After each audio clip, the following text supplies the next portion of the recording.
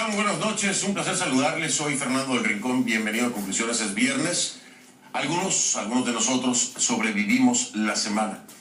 Cerraremos esta convulsionada semana de nueva cuenta con Venezuela, porque el día de hoy, pues el panorama internacional, de acuerdo a las declaraciones del mismo presidente de los Estados Unidos, Donald Trump, con respecto a una conversación con Vladimir Putin de Rusia, podría haber cambiado en cuanto al apoyo o en cuanto al soporte militar que pues, se presume hay por parte de Rusia en Venezuela, ¿no? Para el régimen de Maduro.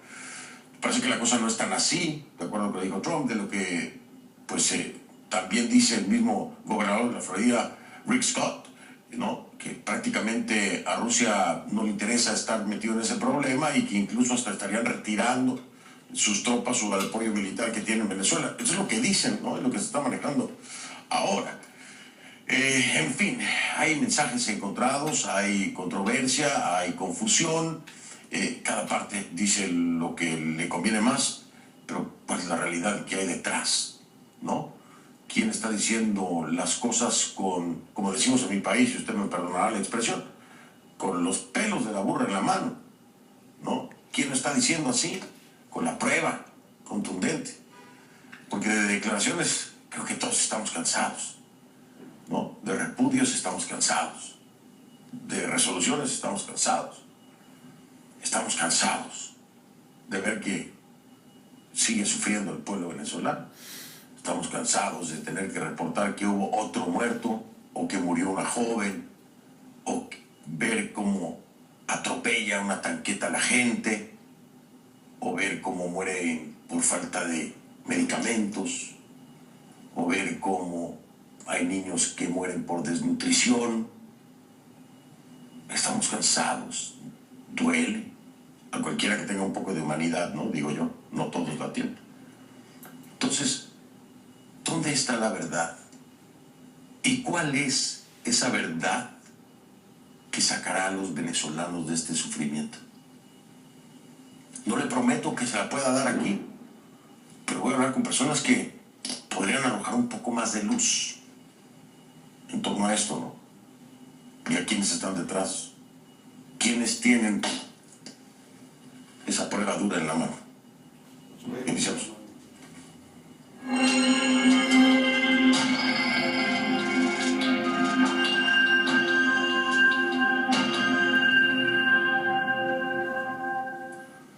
Le pido que a partir de este momento me acompañe utilizando la etiqueta numeral Conclu Cúpula VZLA. Así es, vamos a meternos en ese mundo escabroso, el de la cúpula en Venezuela. Conclu Cúpula VZLA, esa es la etiqueta. Le pido por favor que sus comentarios nos acompañen con esta etiqueta Conclu Cúpula VZLA. A mi cuenta en Twitter, la única cuenta que tengo, @soyfdelrincón, @soyfdelrincón, es la única y está verificada. Mire usted, los militares, ¿no? El tema constante, permanente sobre Venezuela. Dicen todos, o al menos así se percibe, que son los que tienen la llave del cambio en Venezuela. Bueno, por eso Juan Guaidó volvió a dirigirse a ellos. El presidente de la Asamblea Nacional, reconocido como presidente encargado por más de 50 países, convocó a manifestaciones para este sábado. Este sábado. ¿Qué va a pasar este sábado? Bueno, ahora van a acudir en este llamado que hace el reconocido por más de 50 países presidente encargado de Venezuela, Guaidó. Van a acudir a todos los cuarteles del país. ¿Para qué? Para pedir a los militares que se sigan sumando. A ellos se les va a entregar un documento. ¿Qué es ese documento? Una proclama, en palabras de Guaidó, que explicará este documento cómo se logra esa transición pacífica. Pero ese llamado de Guaidó no se limita solo al estamento militar. Guaidó trata de explotar el descontento y la frustración de todos los funcionarios para que se unan a su causa. Así es que hace este llamado, escuche. Vamos a hablar con todos los funcionarios civiles, militares, con todos, no importa de dónde vengan, que estén dispuestos a colaborar con el cese de la usurpación, con el gobierno de transición y con elecciones libres, porque es el mandato que tengo por constitución. Guaidó insistió expresamente en que esta nueva convocatoria es para movilizarse en paz, Aunque cuesta creer que la de mañana vaya a ser una jornada pacífica en la que el gobierno o el régimen pues se abstenga de echar a andar su aparato represor, ¿no? Sobre todo teniendo en cuenta pues los antecedentes. Lo hemos visto muchísimas veces. Diría yo, casi todas las veces que hay algún movimiento pacífico donde la gente sale a las calles, casi todas las veces, hay reportes sobre represión, sobre gases lacrimógenos, sobre perdigones, sobre tiros, sobre colectivos armados. Y sí, si bien de un lado se hace el llamado a la paz, el tema es si el régimen le interesa que haya paz. Y se lo digo con los ejemplos, antecedentes, pruebas, peras y manzanas de lo que ha sido la historia en Venezuela, al menos desde 2014, se lo puedo garantizar. La Oficina de Derechos Humanos de la ONU confirmó que 5 manifestantes, para que vean que no le miento, han muerto hasta ahora en las protestas recientes, las que acaban de pasar, esta semana. Todos víctimas de heridas de arma de fuego. Ahí están las pruebas, ahí están las peras, ahí están las manzanas, ahí está la evidencia. La ONU recuerda la responsabilidad de proteger, que tanto hemos hablado esta semana aquí en Conclusiones. En este caso, la que tienen las autoridades venezolanas de proteger a sus ciudadanos.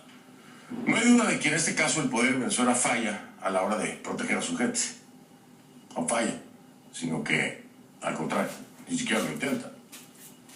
Además, ignora esa responsabilidad cada vez que reprime con violencia. Una violencia de la que fue víctima Joyfer Jesús Hernández Vázquez, de solo 14 años. 14 años. Murió el miércoles porque recibió un tiro en el abdomen. El chavismo dice que los manifestantes son guarimberos. Eso no está aprobado. Pero sí es un hecho que las víctimas son hijos, nietos, primos y hermanos. Menores de edad, muchos de ellos como 14 años. Así lo comprobó Rafael Romo allá en Caracas. Ponga atención.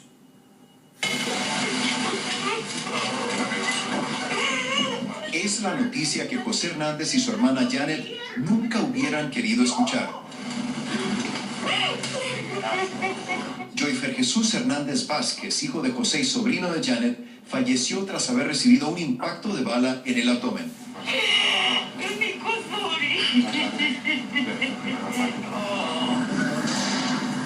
El colegial de 14 años recibió disparo de origen desconocido el miércoles durante las violentas protestas contra el gobierno.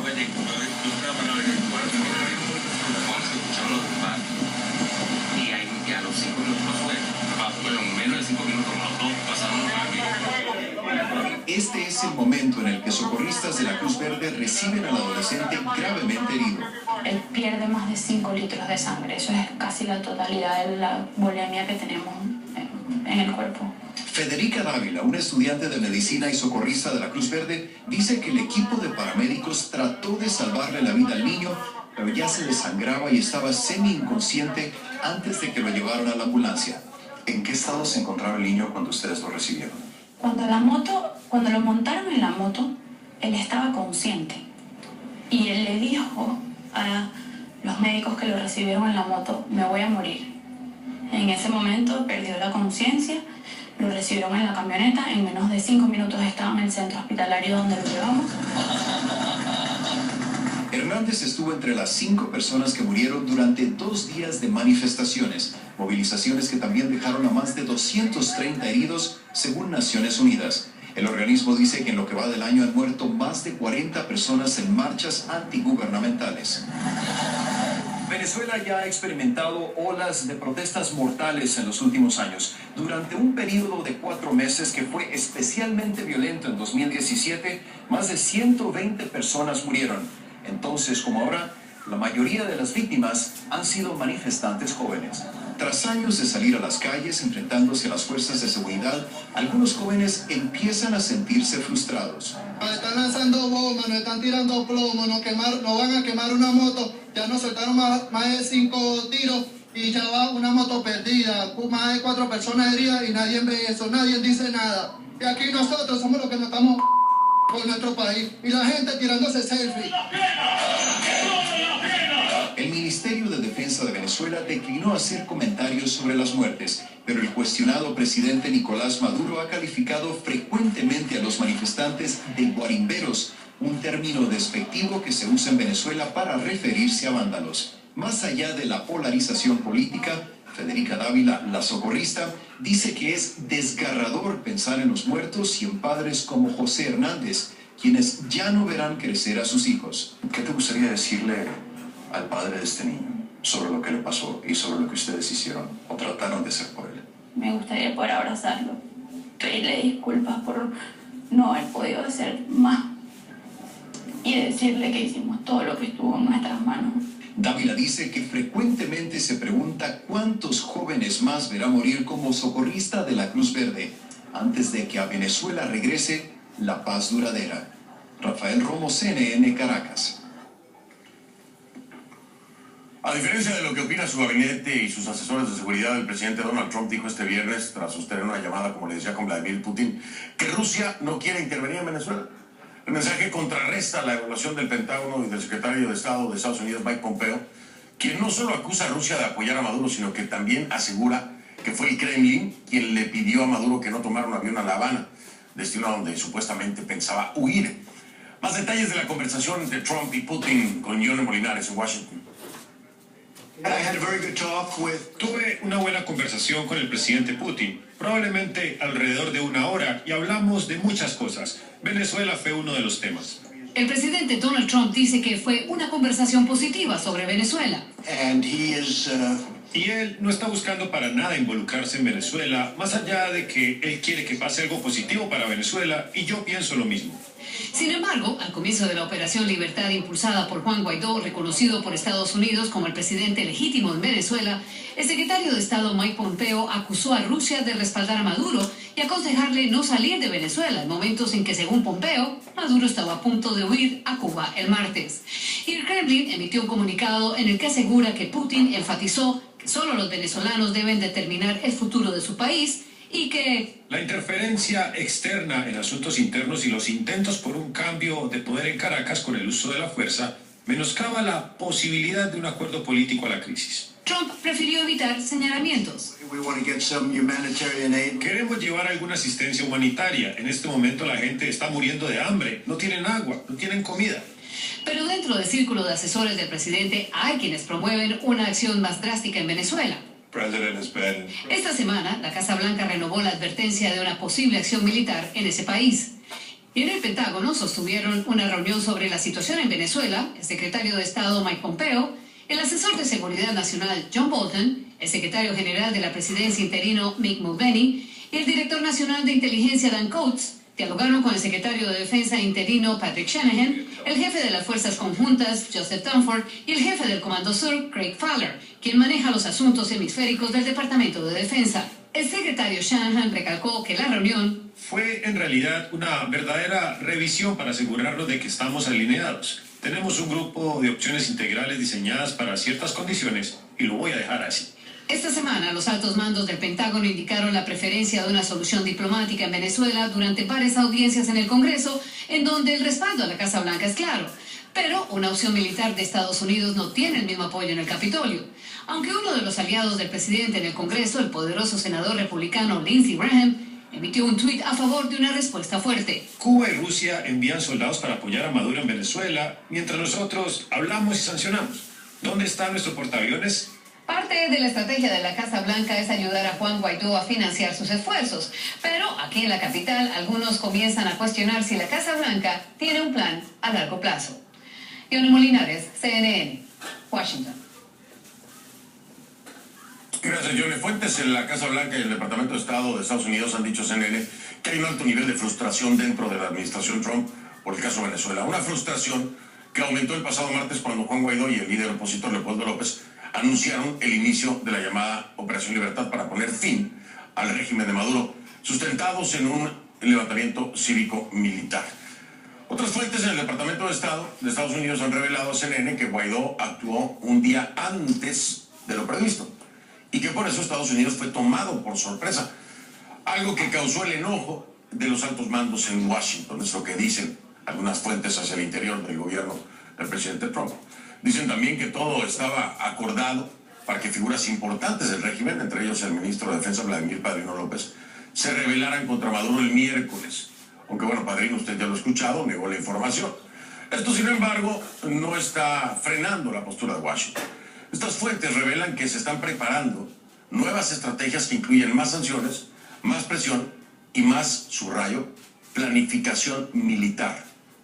Varios expertos consultados por CNN coinciden también en que es hora de cambiar la estrategia, pero piden que se mantenga muy claro quiénes son las personas que integran el gabinete de Maduro. En su mayoría, figuras señaladas o acusadas formalmente por narcotráfico, por corrupción, por violación a los derechos humanos. Por eso recomiendan que la Casa Blanca los trate como eso, como criminales. La pregunta es, ¿cómo se actúa entonces frente a un régimen de tales características, no? Vamos a hablar de eso con mi invitado.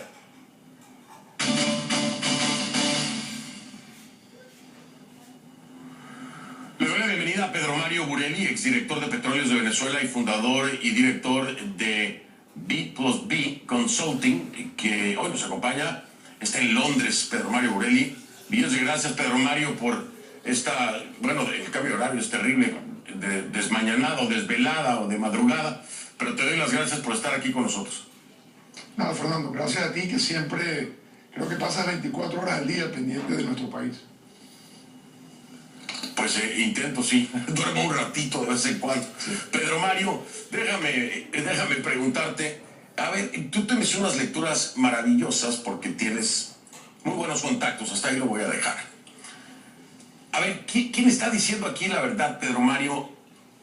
Rusia tiene presencia militar. Fue todo un escándalo, ¿no? Y hubo amenazas por parte de la Casa Blanca en el tema de la presencia de los rusos, de tropas rusas ahí en Venezuela. Incluso fijaron una postura fuerte en Washington diciendo que se tenían que ir. Ahora escuchamos a Trump decir que Rusia, que no tiene interés en el tema de Venezuela y que incluso, lo está diciendo Rick Scott, estarían por sacar precisamente estos elementos militares que tiene Venezuela.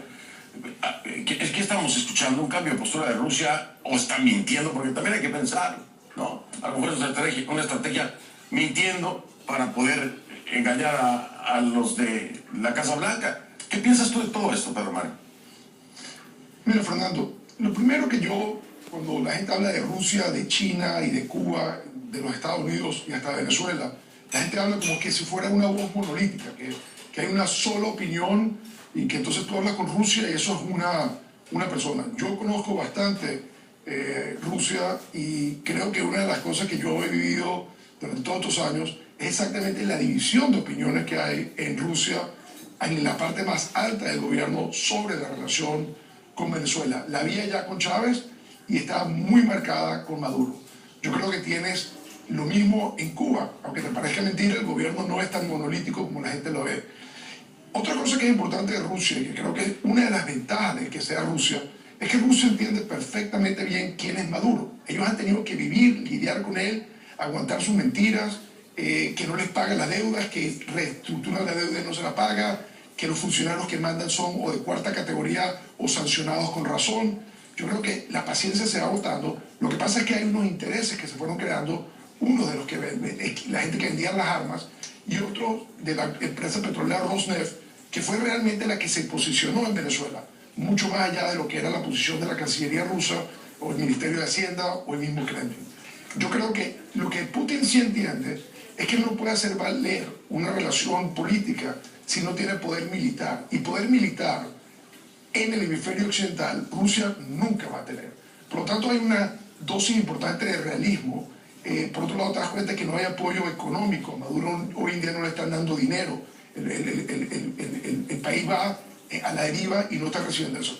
Y en cuanto a sacar a los militares, nosotros lamentablemente vamos a heredar de todos esos años del chavismo todo este equipo militar ruso. Y a menos que alguien nos vaya a sustituirnos y mandarnos equipo militar nuevo, vamos a tener que vivir un tiempo con las mismas misiones de mantenimiento, porque uno de los activos de la República que vamos a heredar, hubiéramos querido comprar otro, pero lo que vamos a tener es ese equipo ruso.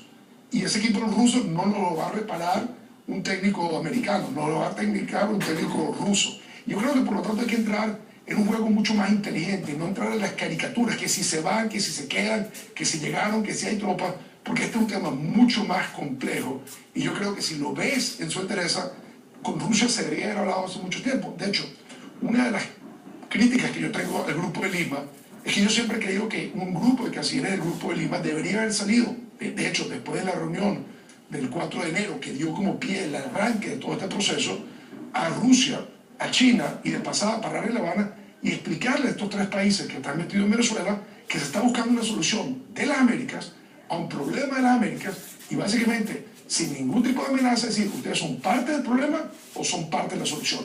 Que esas conversaciones no hayan ocurrido habla muy poco de unos cancilleres que si no pueden hablar de temas militares o no les gusta la fuerza, como mínimo deberían haber hecho esas diligencias en grupo para que sepa Rusia que si siguen apoyando a Maduro van a perder su relación con el resto de las Américas. Ahora, déjame preguntarte, ¿qué es lo que frenaría a un Estados Unidos para una intervención militar? ¿Es un interés del costo político que pudiera tener en un momento en el que Donald Trump está apuntándole a la reelección? ¿O es un tema a nivel internacional vinculado precisamente a la postura de Rusia, China, Turquía, etcétera, estos países que aún apoyan al régimen de Maduro? ¿O es un tema regional? ¿O ninguna de las anteriores? ¿Qué es lo que frenaría a los Estados Unidos? Porque oímos... hay ruido, te escucho. No, ninguna de las anteriores, Fernando. Yo creo que para que los Estados Unidos arriesgue, como yo llamo, el tesoro y la sangre de sus ciudadanos, tendría que haber un entendimiento mucho más claro de que los Estados Unidos está a riesgo. Y por más duro que sea nuestra crisis, yo creo que en este momento no hay la percepción de los Estados Unidos de que esto es una crisis que amenaza la seguridad nacional de los Estados Unidos en el sentido amplio o la seguridad individual de los americanos. Yo creo que inclusive como el problema migratorio de hecho se está generando hacia el sur de las Américas y no hacia el norte, tampoco se están percibiendo en Estados Unidos a nivel de la población en general. Entonces, primero que tendría que tener es un consenso general de la población de que esto tiene un riesgo gigantesco para su seguridad. Segundo, yo no creo que ellos lo necesitan. Yo creo en el sentido que a la medida que ellos han visto todo en hecho de evaluación, cuando se dice todas las opciones están sobre la mesa, yo creo que eso es verdad, pero cada opción según las circunstancias. Entonces, las circunstancias en las cuales ocurriría una intervención militar no se están dando. Por más que nosotros pensemos que sí, el que está sufriendo en Venezuela piensa estas circunstancias son suficientes, pero no cuadra estas circunstancias del sufrimiento del pueblo de Venezuela con las circunstancias en las cuales los Estados Unidos haría algo a ese nivel. Sin embargo, lo que sí te quiero decir es que a medida que va avanzando la situación, tenemos que empezar a imaginarnos que va a haber posibilidades de acciones militares, no invasiones. Lo que pasa también es que la gente habla de una invasión, de una acción militar, intervención como algo. Hay muchas opciones militares, muchísimas opciones militares. De hecho, el mismo hecho de hablar de opciones militares en un momento generó que un grupo grande de militares venezolanos buscara contactar con los Estados Unidos, y esas conversaciones de las que se habló el año pasado se produjeron justamente como respuesta al hecho de que el presidente Trump había hablado de opciones militares. Los mismos militares empezaron a buscar contacto con los Estados Unidos. Te digo como cosa curiosa, hablando el otro día con alguien en Washington, me decía, ninguna de las personas con las que se habló en diferentes lugares del mundo, porque estos oficiales se reunían camino a un lado, en escala, en vacaciones, buscaban la manera de tener esas reuniones y que lo descubrieran, ninguno de esos militares ha sido arrestado. Todos están hoy día en el entorno de Maduro, que es la realidad que hace también que los Estados Unidos piensen, Maduro está, la solución militar en Venezuela va a venir de los militares del entorno de Maduro, de ahí va a venir la solución militar. Al menos a eso es a lo que le están apostando muchos, pero bueno, hablemos de eso después de la pausa, Pedro Mario, si te parece, basándonos o partiendo de los acontecimientos del 30 de abril, en donde efectivamente hubo militares que se sumaron en el apoyo a Juan Guaidó y a Leopoldo López, lo vimos, sí, la cara de Nicolás Maduro cuando Vladimir Padrino dice que están intentando comprarnos y voltea con una expresión completamente fuera de lo común. ¿Y por qué no se habrán dado las cosas, no? ¿Por qué no se habrán dado las cosas cuando se anunciaba que ya se había negociado precisamente que estas partes de la cúpula que rodea a Maduro se le voltearon? Regreso con Pedro Mario Borelli después de la pausa, me acompaña desde Londres. Estamos hablando acerca de esto que es el escenario político, fundamentalmente partiendo desde los Estados Unidos con el tema de Venezuela. Y le quiero anunciar que también más adelante vamos a estar hablando con la expresidenta de Costa Rica, Laura Chinchilla, acerca de lo que ha dicho el Grupo de Lima y también de esta declaración de que se limitarán las actividades políticas de Leopoldo López, que es huésped en la residencia del embajador español. Dice que la embajada no será un lugar de activismo político. Entonces, está igual que en el arresto domiciliario, no pueden ni hablar. Hablaremos de estas cosas al regresar.